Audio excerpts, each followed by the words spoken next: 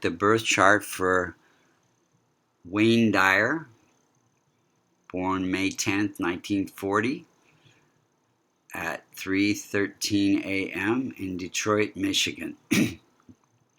If you were to look at the eastern horizon when he was born, you would see the constellation of Pisces rising at 3 degrees and 42 minutes. This rising sign degree becomes the most effective point of every house. Any planet that's within 5 degrees of that rising sign degree has more impact. We're going to look at what he was working on in his life by checking out which houses contain multicona signs. Multicona signs are 1, 4, 5, 6, 7, 9, and 11. So we see that in the second house, we have the first sign of Aries. And we see he has 4 planets in that particular second house. Second house has to do with recognition, fame, wealth, and speech. And he had very sweet speech, very powerful speech. He was a very, very good teacher, lecturer, writer, author. So that is something that he was working on in his life. And then we see in the 5th house, you have the 4th sign of Cancer. So he was working on educating others and having children. Those are and huge amount of creativity. This house has to do with creativity. And we see that in the 5th sign, Leo, is in the 6th house. So that house has to do with healing others, healing himself. Then you see in the 7th house of partnerships, you see the 6th sign, Mercury, which is multicona sign. And so he was definitely working on relationships. He had multiple marriages and learning about relationships. You see in the 8th house, the 7th sign, which is Libra, ruled by Venus. So he was working on spiritual research and teaching that, and healing arts. Venus has to do with healing arts. Then you see in the 10th house, the sign of Sagittarius, ruled by Jupiter. He had his career through teaching. You see in the 12th house, the house of liberation. You see the 11th sign, Aquarius, ruled by Saturn. So he was working on liberation, and he was working on letting go of attachments. So Pisces is said to be the last sign, and you're working on the last lessons of life. And so let's just see how the planets are operating. Sun is at 26 degrees, and any sign that and its ruler in the 6th, 8th, or the 12th house becomes functional malefic. Pisces has 3 functional malefics plus Rahu and Ketu. So we see that the 5th sign, Leo, in the 6th house, the house of challenges, conflicts, delays, setbacks, health issues, financial issues, is Leo ruled by Sun. Sun becomes a functional malefic. Then we see in the 8th house that 7th sign, Libra, ruled by Venus. Venus becomes functional malefic. And in the 12th house, you have the 11th sign, Aquarius, ruled by Saturn. So those are all functional malefics. The rest of the planets, other than Rahu and Ketu, are functional benefic planets. They cannot cause harm unless they are being afflicted by a functional malefic, or they're transiting the 6th, 8th, or the 12th house. So Sun rules the 6th house, this house of healing, and it is placed in the house of recognition and wealth. So he has, Sun gives wealth and recognition through healing others, through motivational speaking. You can connect all these different planets with this second house of wealth and recognition. So Sun is leadership, Mercury is communication, Saturn is service, and Jupiter is teaching. So wealth and recognition through connecting all those different aspects. Now Moon is at 29 degrees, very weak. Any planet that is more than 25 degrees or less than 5 degrees, any planet that's debilitated, afflicted, or combust, or its dispositor is weak or malefic, becomes weak. So Moon is weak, just as Sun was weak, and it is placed in the third house of communication and speech and publishing, writing, and it is ruling this house of educating others. So he was very good at teaching and educating others. Now, Moon is afflicted by Rahu. Now, Rahu, on one hand, gives you ambition and desire, charisma, but it also, just like Rahu and Ketu can block the sun, it can bring some darkness at some point in all of our lives.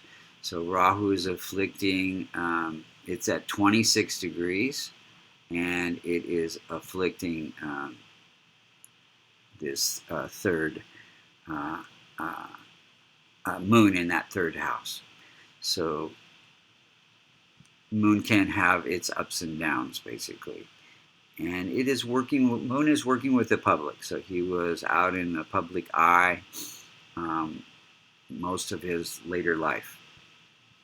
Mars is at 2 degrees, again weak, less than 5 degrees, ruling that house of wealth and recognition, and continuation of the marital bond is also associated with this house. So we see that he had quite a few properties. Mars has to do with properties. It has to do with ambition and drive, and family. It's in this house of family.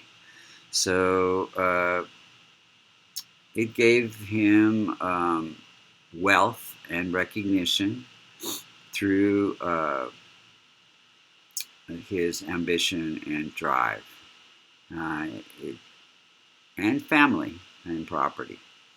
Now, Mercury is at 13 degrees. It's one of his better planets. It rules the house of partnerships and wealth, and partnerships and comforts living abroad. And it is conjunct with Saturn in this house of wealth and recognition and continuation of the marital bond. So, it is conjunct Saturn, and Saturn is ruling this house of separations, enlightenment, detachment, end of life experiences, and so he gained, and it also has to do with spiritual teaching. So his service was teaching others about spirituality. And he gained recognition through publishing. Mercury has to do with writing and publishing and communications. Now, let's see here. Jupiter is at 5 degrees, and it's close to the most effective point. So it becomes very powerful, just as Mars was close to the most effective point. Jupiter has to do with teaching, and it is ruling this house of career. So career, it gave career through teaching. Venus is at 9 degrees, and it is, again, a functional malefic. It rules this 8th house of research and gave research into healing others, and also it represents wife.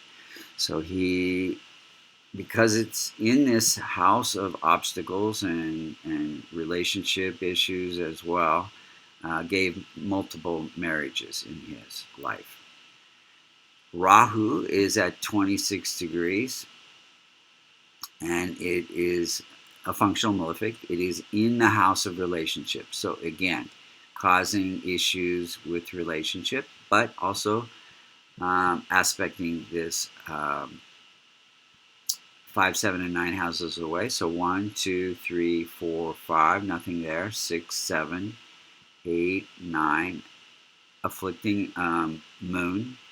And then K2, 1, 2, 3, 4, 5, 6, 7, 8, 9. So not causing any issues with any other planets. But it does,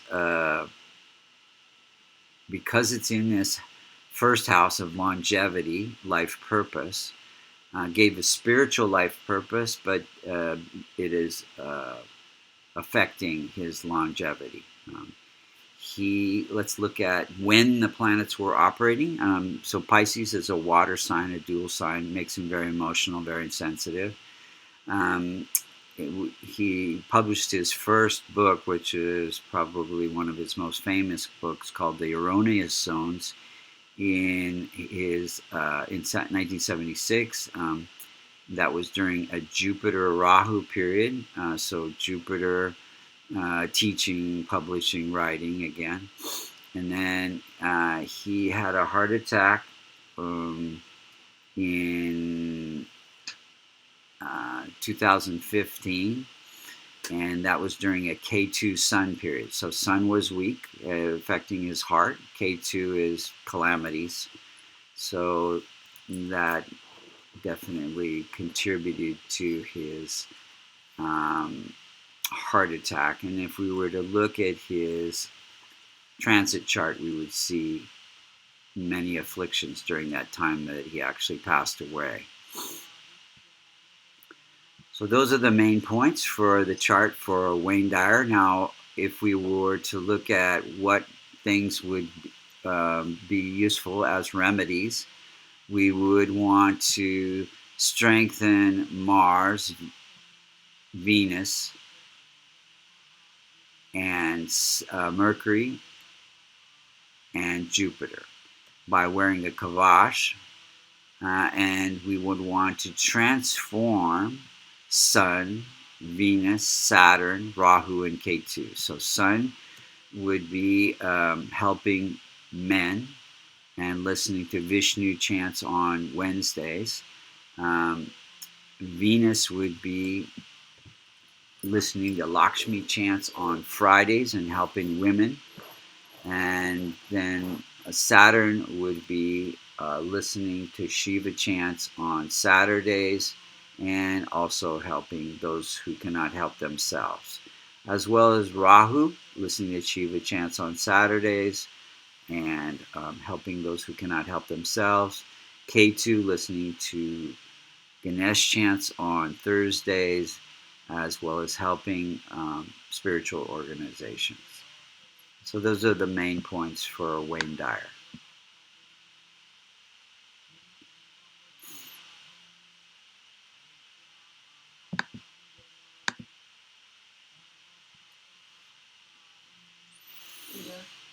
Yeah, I'm done.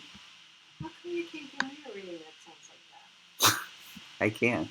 You can? Yeah. Can you do while I'm lying on the slide board for 15 minutes? Sure. But then he died anyway. What if he had all that stuff going on and he still died? What do you mean? I mean, what if he did all that stuff and he was doing all that stuff? Would that have postponed his death? Would it have gotten him healthier? Yeah. Would it have prevented the heart attack? So the karma, it reduces the karma as much as 50 to 80%. Let's see here. you say that in your written analysis? Because that people just don't do things because you tell them to. You need to explain karma, and you need to explain what it will do. Yeah, I'm going to add that.